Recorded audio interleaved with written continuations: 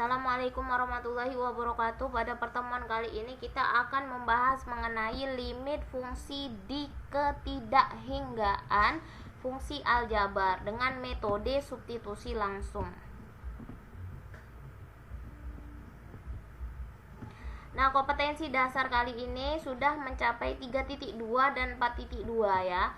3.2 menjelaskan dan menentukan limit di ketidakhinggaan fungsi aljabar dan fungsi trigonometri. Kalau 4.2-nya menyelesaikan masalah berkaitan dengan eksistensi limit di ketidakhinggaan fungsi aljabar dan fungsi trigonometri. Adapun tujuan pembelajaran ini, siswa dapat menjelaskan dan menentukan limit di ketidakhinggaan fungsi aljabar dengan metode substitusi langsung.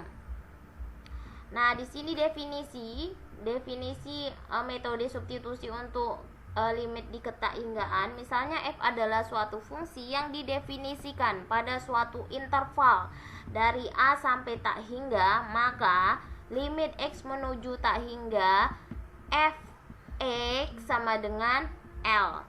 Bermakna bahwa nilai f(x) dapat dibuat sembarang dekat L dengan cara menghasilkan x cukup besar. Metode substitusi langsung. Penerapan metode substitusi langsung ini dengan langsung mengganti x atau variabel lain dengan tak hingga. Jadi limit x menuju tak hingga f(x) sama dengan f. Nah, ini x-nya diganti dengan tak hingga. Adapun bentuk-bentuk tak tentu yang sering kalian temui adalah 0/0. Nah, di sini banyak lagi bentuk tak tentu, yaitu tak hingga per tak hingga juga bentuk tak tentu. Tak hingga kurang tak hingga juga bentuk tak tentu.